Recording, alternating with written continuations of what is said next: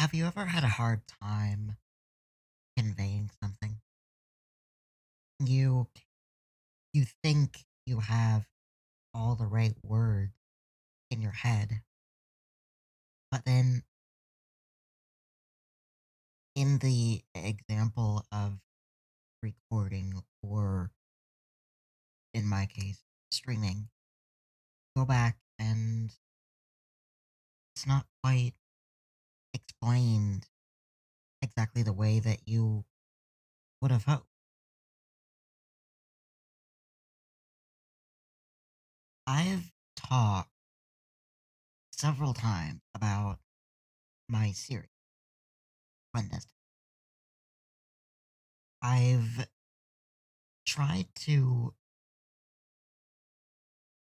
convey the entire theme, the nuances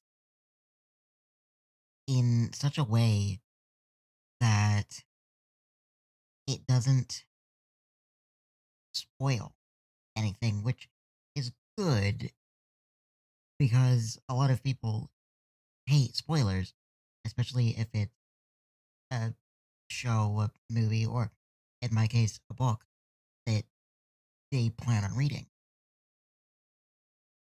But I think I was a little too careful with my word in this case. And there's a lot of things about clandestine that I want people to understand. I've talked a lot about my influences, but to a very small extent. I've always said, I'll get to it later. I'll put it in another stream. So we're going to get into the in depth of clandestine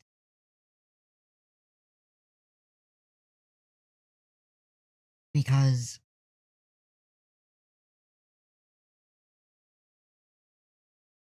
there are a few main reasons why I wrote this series in the first place.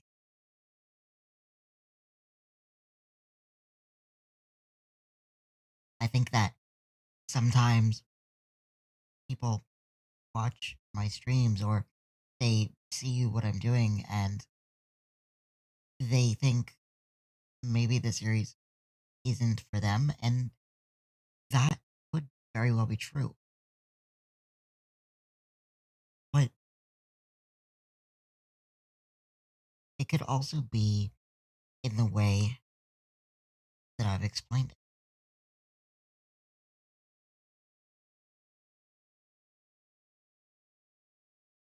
I say this because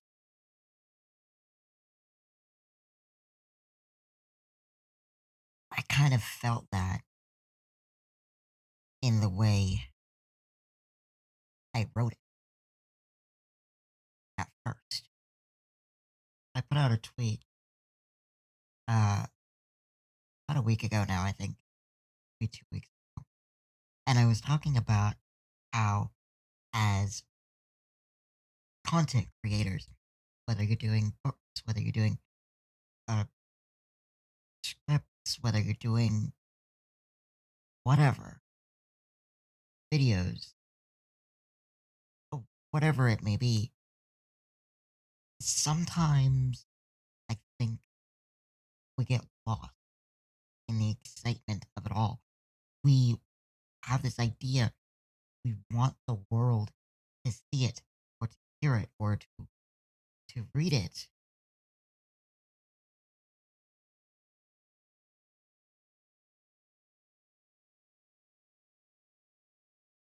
So we end up skipping part of the process. I know I did.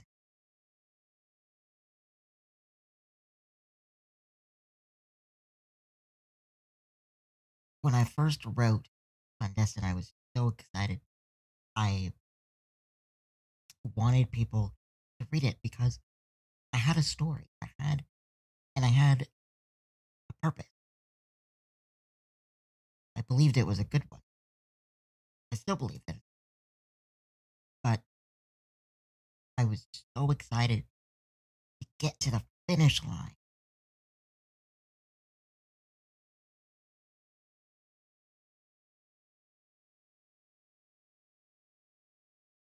I kind of skipped over part of the course. It wasn't editing or anything like that. I had a professional editor, but the thing about editors is they can really only give you suggestions based on what you've written. Or they can make suggestions here and there about things to change or some things to add, but mostly the job of editor is just to make sure that what you're trying to convey flows and makes sense and is put together correctly. I mean, that's editor, that's job. So I wrote the series and I got it edited, and then I self published on Amazon and Smash.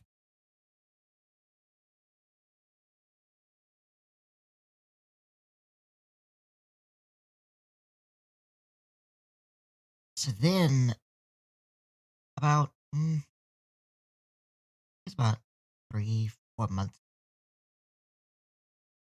I took another step. I wanted to get the story out because I didn't really feel like my sales were doing all that well. So I didn't feel like people were getting the story. So I thought things are kind of tough right now. You know, there are other things that people need to spend their money on other than, books. So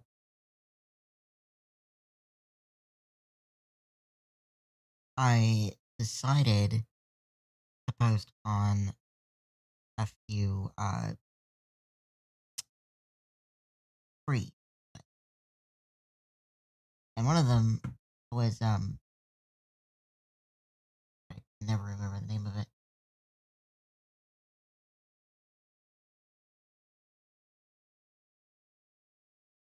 Scribble Hub. And Scribble Hub is great. It's a place where people can self-publish, their stories. They can get them out there. They can do it for free, and people can read them. And the community, as long as you know get your idea across, as long as you let them know, you're willing to take criticism, they're great about giving it. So I went on Scribble Hub and I put both volumes 1 and 2 on there as like a sort of a preview, right? So I did that, and I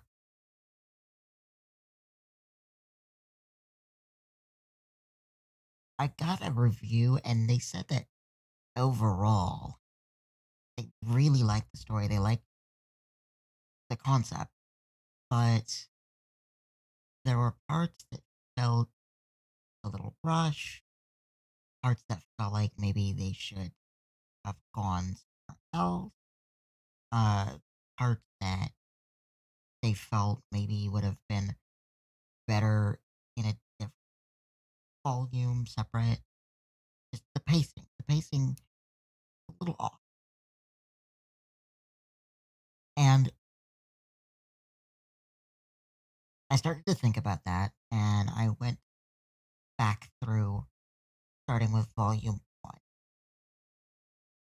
and I realized something. I realized that I, myself,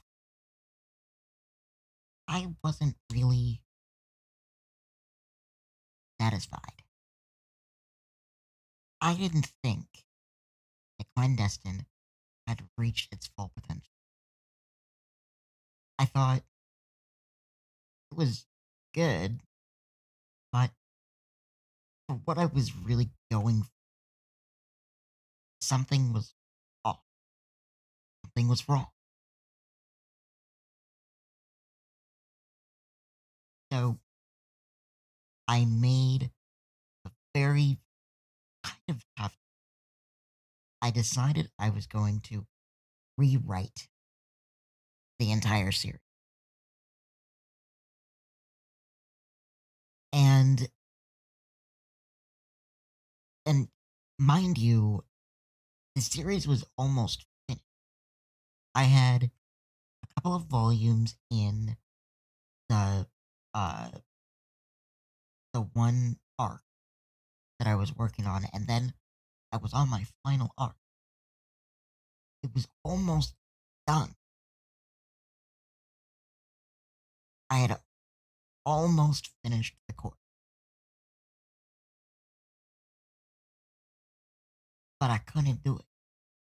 Couldn't finish the course. And at first, I thought it was just because I was really excited and I didn't really want the story to end. But I realized something.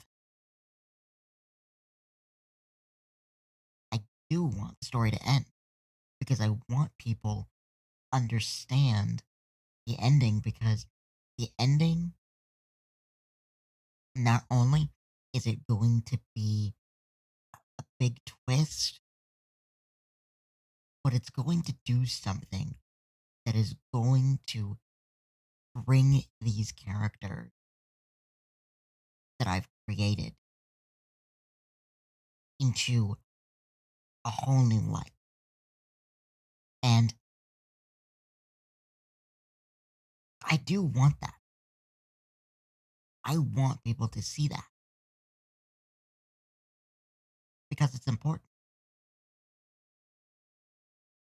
But I wasn't satisfied with how I had almost finished the course.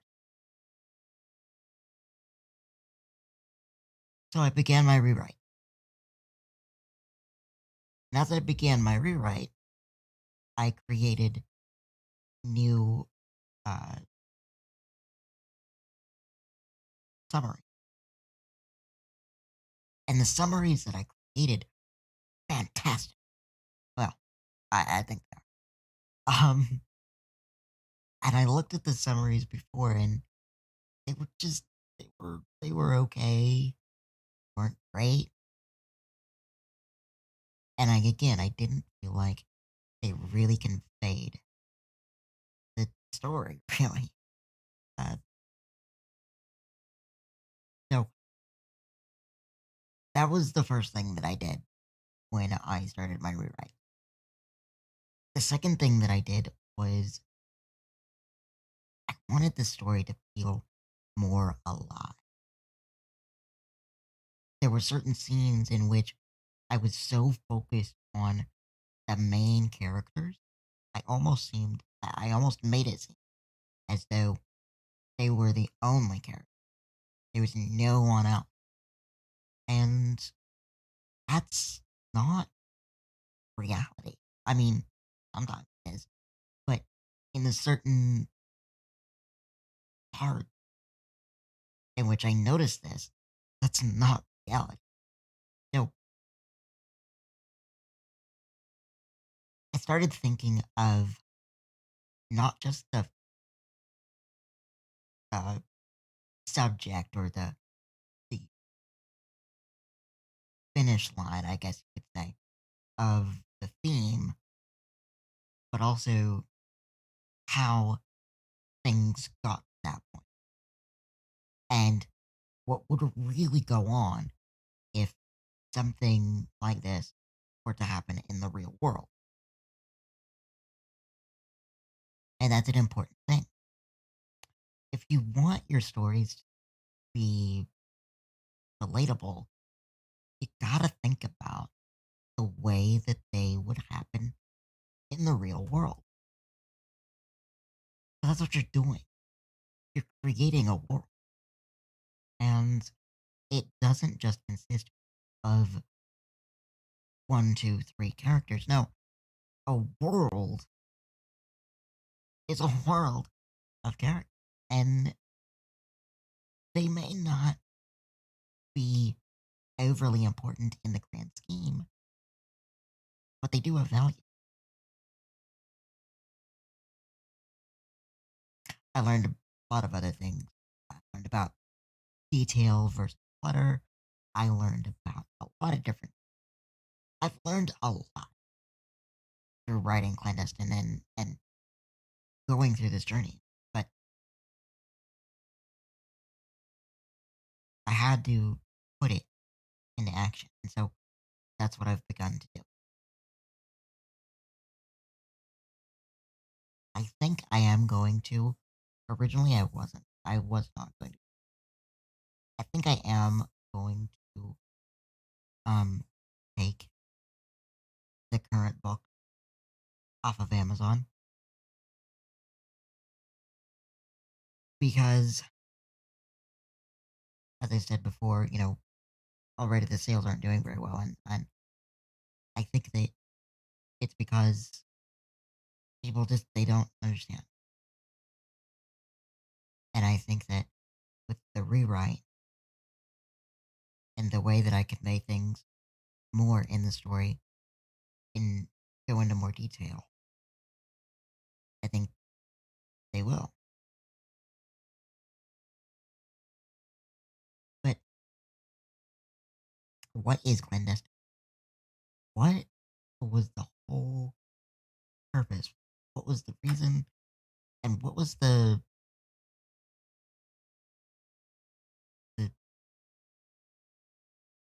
why? Why?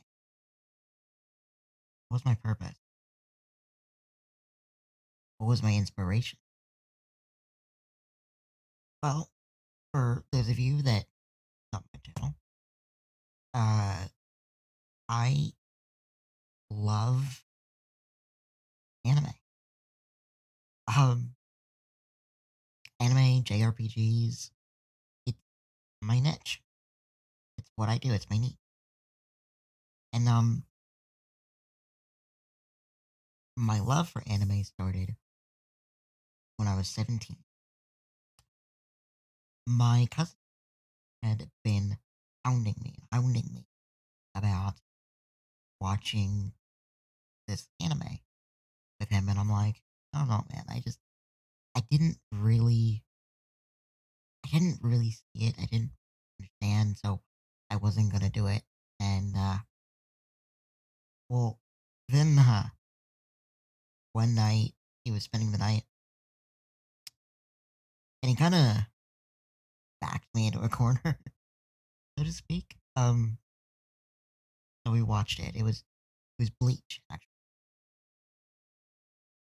and I was like, this is actually really good. I like this is kind of awesome. And I was like, you know, the story's entertaining. I can get into it. Uh, and that was it for me. Like I started with Bleach, and then I went to Fairy Tail, and that was the start of my whole anime spiel. That was what I needed, right? Until it wasn't. It was great. The theme was great. I did see certain nuances that I think a lot of people miss, but at the same time, I did feel like it was lacking in some things. And I was already on this course where, I was trying to really discover anime because from that point, I realized and I learned that just like with any type of media, it's huge. There are so many different kinds and so many different audiences that are drawn to them. And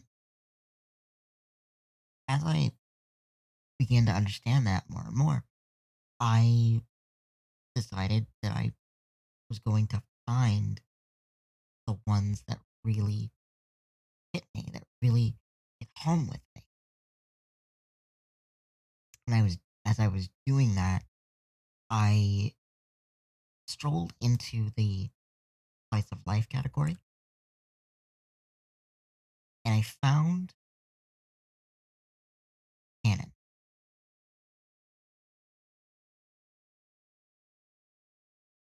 Canon is an anime that is based off of a visual novel by the same title. Its producer is Visual Arts Key. And I loved the art style. I love the acting. The voice acting was great in my opinion. But more than that, it was the story. So to give you a little bit of a recap, uh Canon is about a young man named Yuichi Aizawa who ends up going to this town. And he used to go there all the time when he was a kid. Um, but about 10 years ago, he stopped. Thing is, though, he couldn't remember why. He loved his aunt, and his cousin was, a great person. He liked, you know, being with them, but for some reason couldn't bring himself to visit that town. Just 10 years later, and as fate would have it, kind of has to because his parents are doing something. I can't remember. I think they were doing something for a job overseas. Um, and he wasn't quite old enough yet. He wasn't of age, so he couldn't stay by himself. So he was sent to live with his aunt and his cousin. And when he gets there, he's trying to refamiliarize himself with his town. And he's also trying to figure out why he left and never came back. As he's exploring the town, one day he runs into this girl. Her name is Ayu Sakimi. And Ayu is a little quirky. She has these little things that she does. She's very bright. She's very bubbly, little little unusual. But and immediately latches on to Yuichi.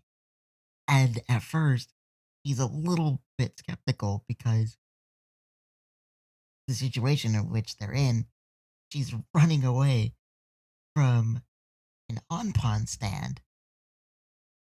Not onpon, taiyaki, sorry.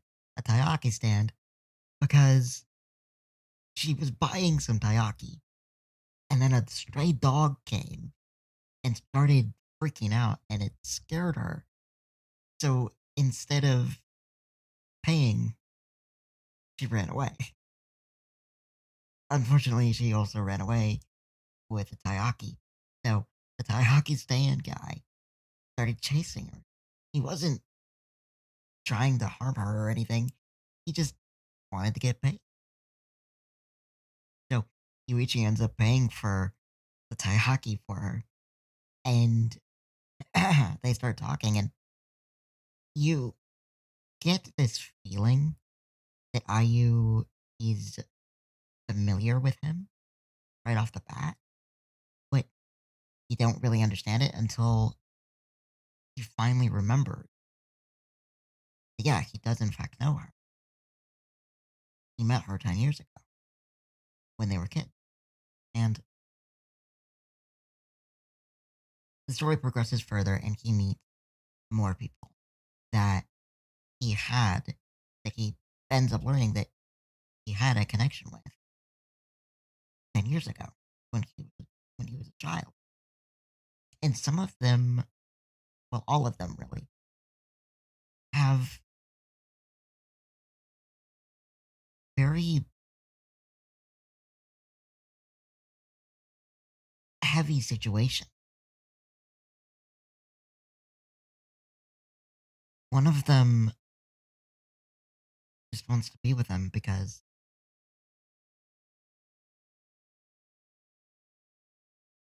they had created this bond, and then all of a sudden, he just left. He felt abandoned. Another one, and this is really, really heartbreaking. So, her mom was really sick and in the hospital, and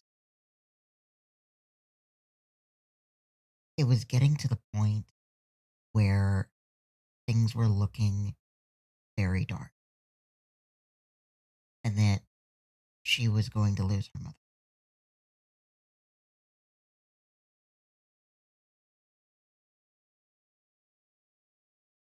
So, she put all of her faith and all of her prayer and everything that she had into wishing that her mom would get better. And she did. It was really nothing short of a miracle. But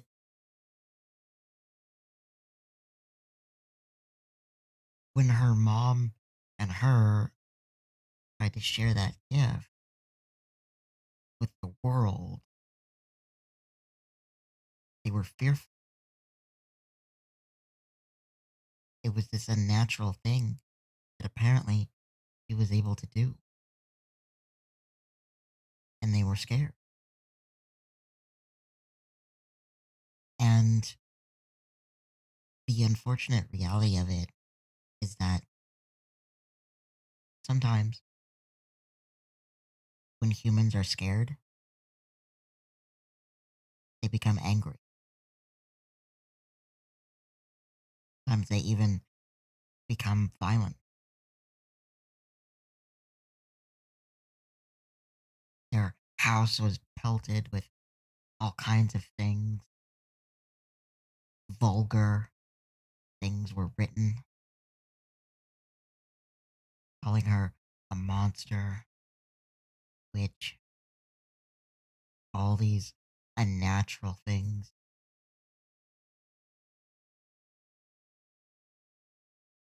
Broke her heart, and it broke the heart of her mother, who just wanted her daughter to be safe and to feel protected.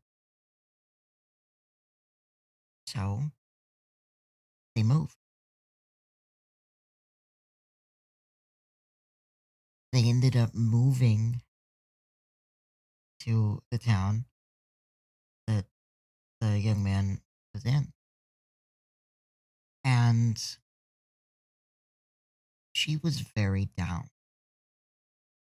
for good reason. People were afraid of her. She thought she thought that she was just going to be this pariah for the rest of her life. Her mom told her that one day she was going to meet someone, and that person would be someone that would be able to accept powers and all.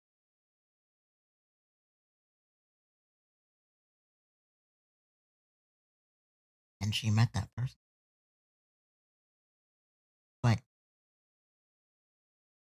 circumstances led and they had to separate, but she didn't understand that. She was a kid. She was a kid who had all of these heavy things thrust on her already. So all she really wanted was her friend. But friend had to leave. Not that he wanted to, not that he wanted to go away and to leave her. It just, that was the reality of it. He had to go. But she didn't want to accept that. She couldn't accept that. And so she called him and she begged him to stay because their place where they would stay was in danger. I won't tell you what kind of danger, but something was happening and she was trying to protect this place because to her, to this little girl, it was a sacred place, the place where she met the person who ended up being best friend.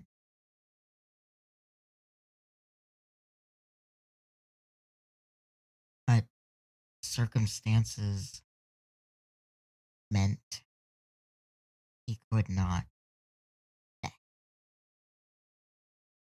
So she grew up and she became very isolated. She had a friend, but she was very reserved, very quiet, not outspoken at all. And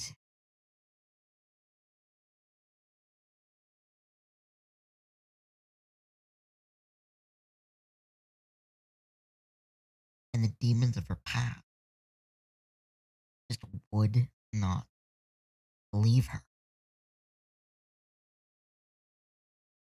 And it was stories like that, story impact like that, that made me fall in love with this anime and other animes like it because they were fun and they were entertaining and they were funny when they needed to be. But there was also something very real to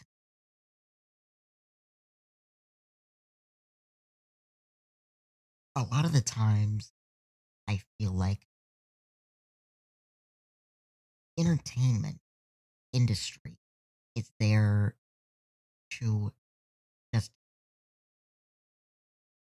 distract you, to pull you away into this world where everything's okay. You know, you don't have any worries, and it's an escape, whether it be TV shows, movies, books. It's what they're mainly used for. But he did something different. He didn't let go of the reality. They put it out there that sometimes life sucks. Sometimes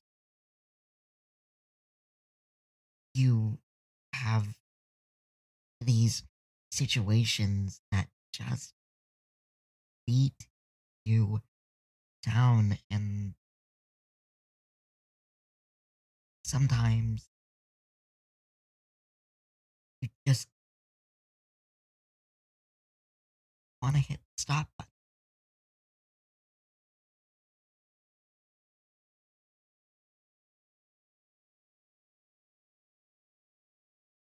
I had a really good friend of mine do a stream last night, or yesterday, I think it was. I saw it last night, in which he was talking about when you feel like you want to give up, don't.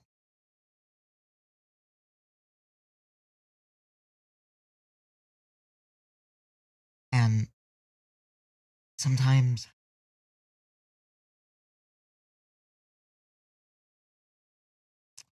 sometimes the weight of the world is so great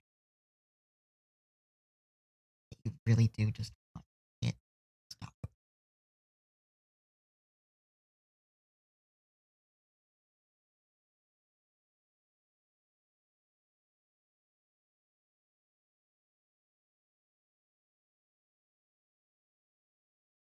But he did something else too.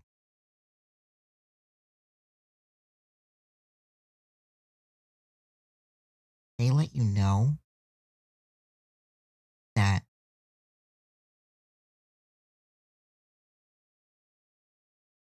most of the time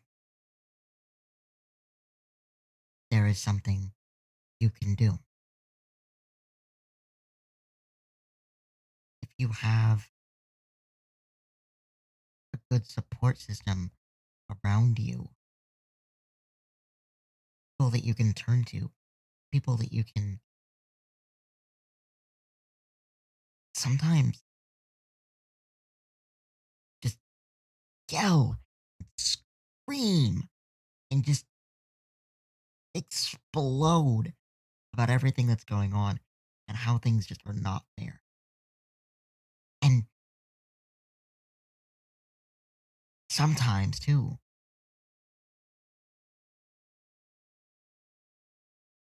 those same people, because they know you,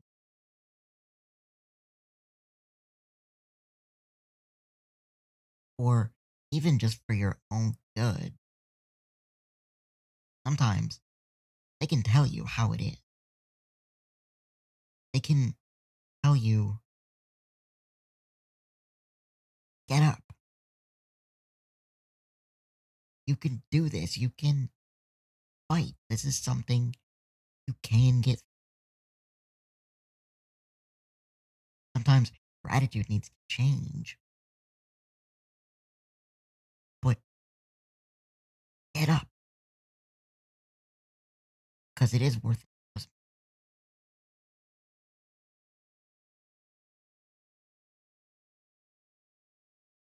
me, Yuichi did that quite a few times for Mai, trying to get her to be able to communicate better and express herself. Sometimes just say, cool it.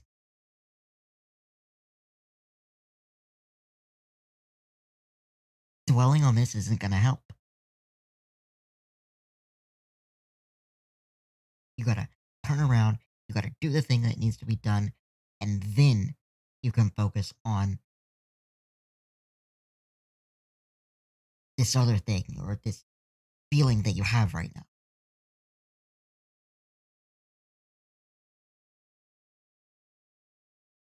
He kept her on the court.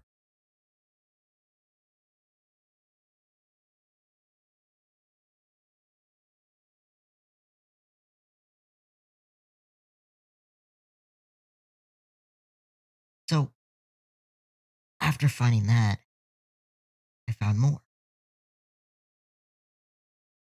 Turns out there was a whole list of other anime by this company, and they conveyed the exact, like, in different ways and different things that are unfair, different situations.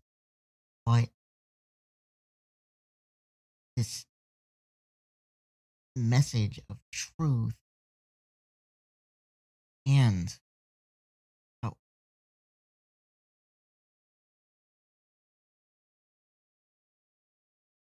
so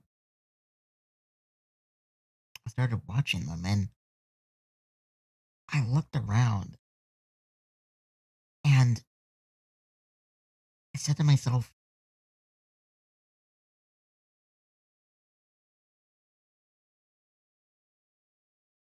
there's a lack of it. Why? Why is there a lack of it?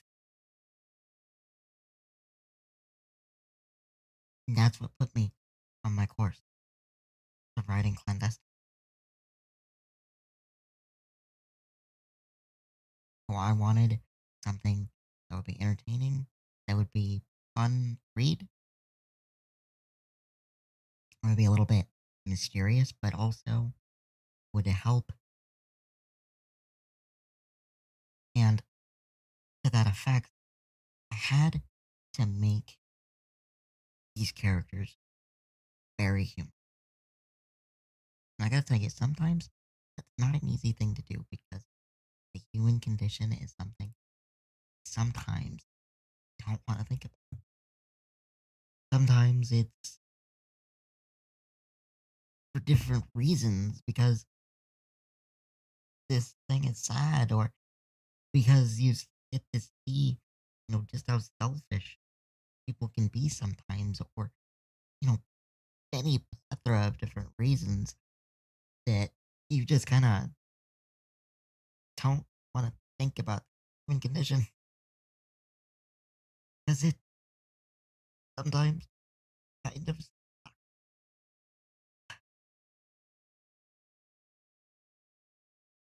but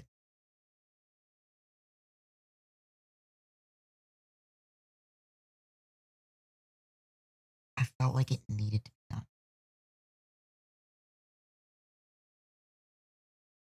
I have no idea how many people or who the people are that have read my book already or my series actually, uh, or who will read it in the future. But I do have a hope and I do have a faith that it will reach the right people. But in order to do that, again, I had to reset the course. Sometimes that can be a hard thing. You have this product done or at least close and you don't really want to start over.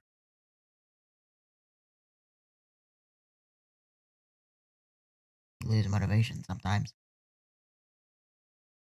a lot. But sometimes you're better off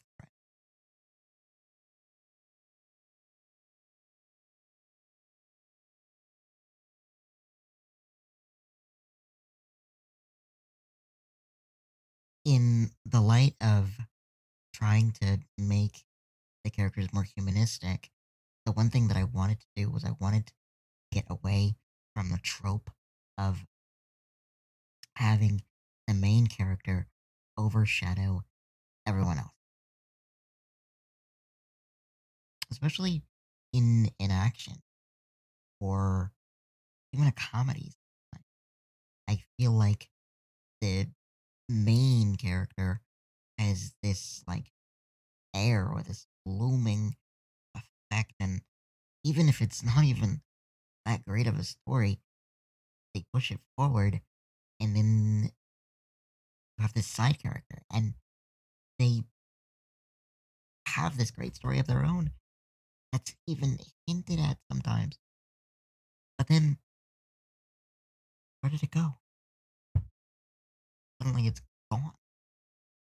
And you're like, what? Where? How? I don't understand.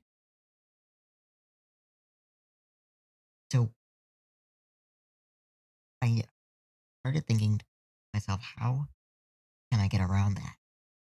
How can I fix that?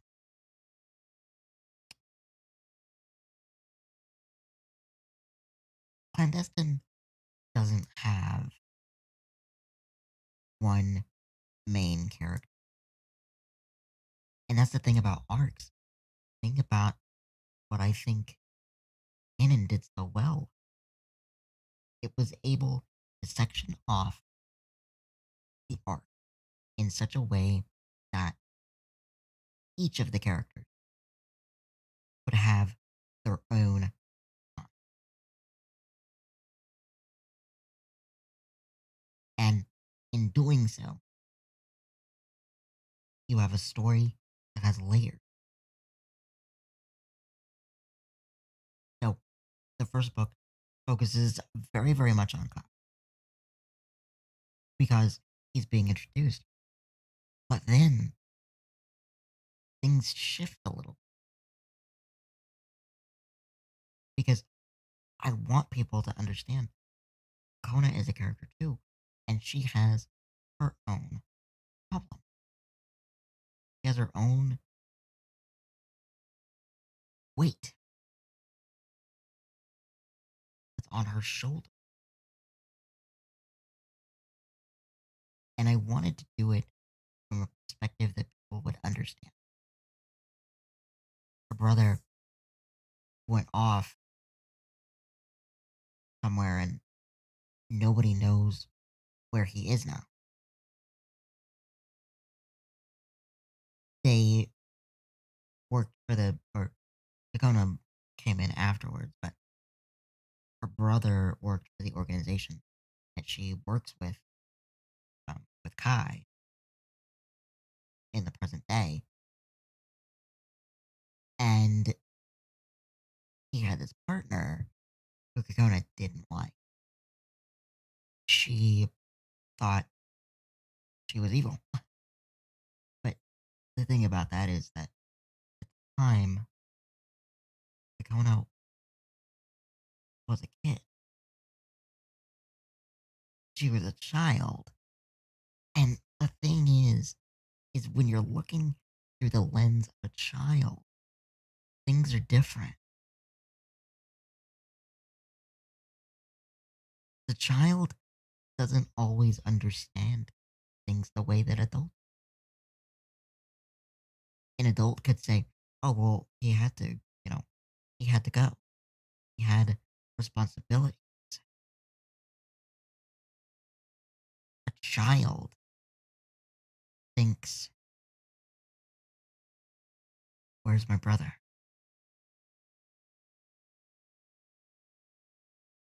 Why did he leave us?"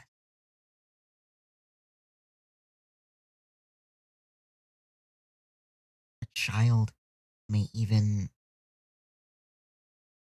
start to feel unloved by the individual. And that can create rifts of resentment that carry on. That's the thing. When something happens to you, when you're that small,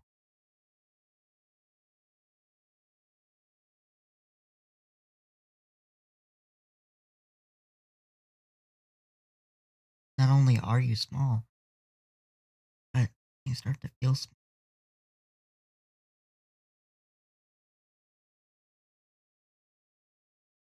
And that was the thing. Dakota felt abandoned. She felt small. She felt unimportant in the eyes of her brother, who she loved. So that kind of made her into the way that she was today.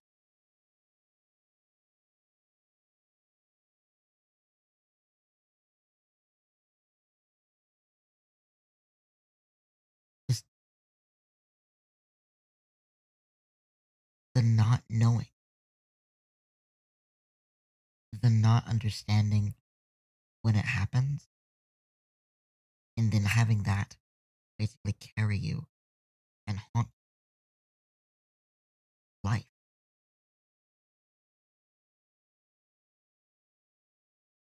So it went from Kai feeling to be the odd one out, being misunderstood, being judged, to this basically now adult. I mean, they're 18 years old, but way down in that crevice of her heart, she still feels small. She still feels like that small child that was left.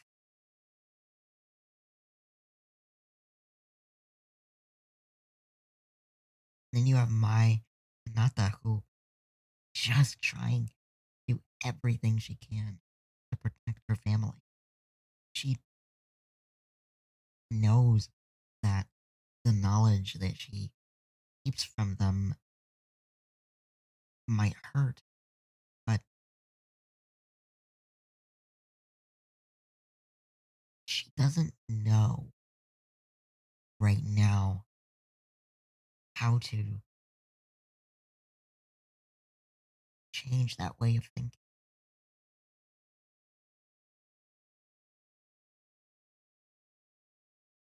She knows that Kai is an adult, knows that Hamari is an adult, but they're still her children.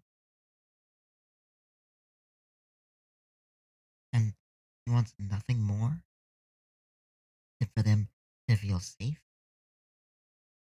for them to be loved. I mean, Kai works with her. So she knows that he's in danger every day. But by keeping those certain little details, she hopes it maybe, just maybe, she can keep him out of at least that much trouble.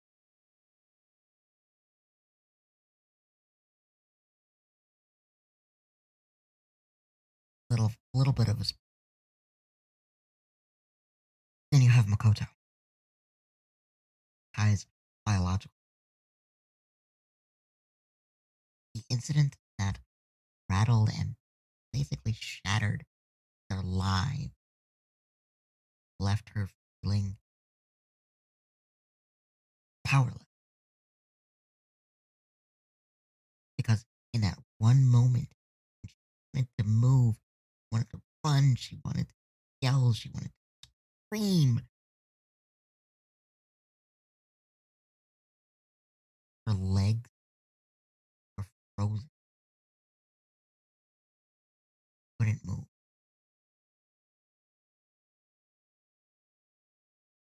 Fear gripped her, and in a matter of minutes,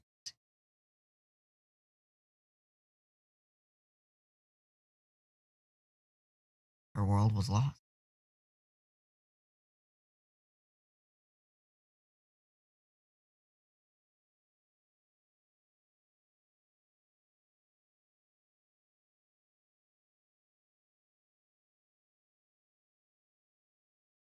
Klein. Klein wants to respect friends' wishes, but can't shake that feeling that they're doing a disservice by not telling Kai and the others the truth. He struggles, he battles with that decision. What is he going to do? In the end, he makes the decision.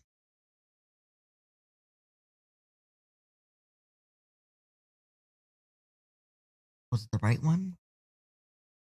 Maybe, maybe not. But it was the right one for him.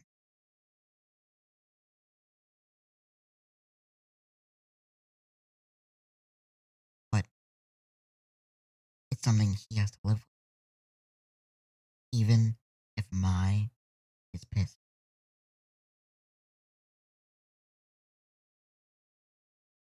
And then the series goes on to Clandestine Academy. I haven't released any of those yet, but the series goes on the Clandestine Academy, and this new group of characters is introduced, and they have their own weight, their own issues, their own things that weigh them down.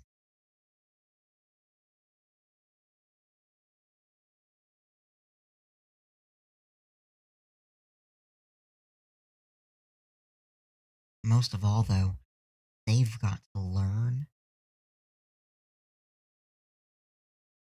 that life isn't meant to be walked through alone. They're brought together maybe through circumstance or, in certain cases, destiny, but they're also brought together because whether it be their personalities or their knowledge, whatever it may be, they can carry the other's weaknesses. They can turn their eyes to the light.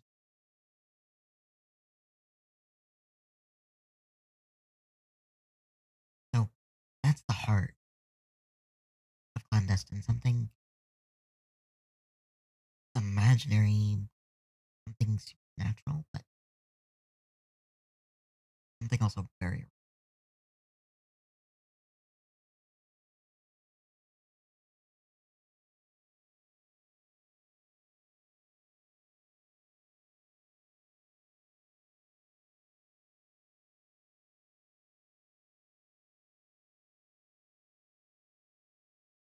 I said that I was going to get serious, and that's what you got.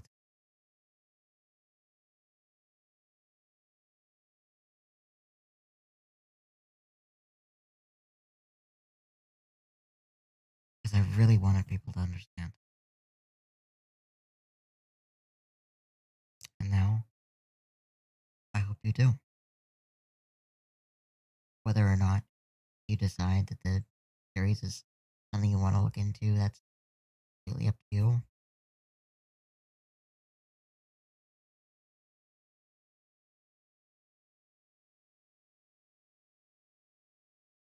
But now, at least, it's out there. At least, I feel like at least I've conveyed it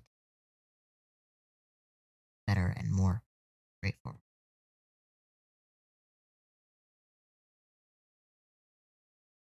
So, for those of you that see this video, or maybe who are watching it now, thanks. I'll see you next time.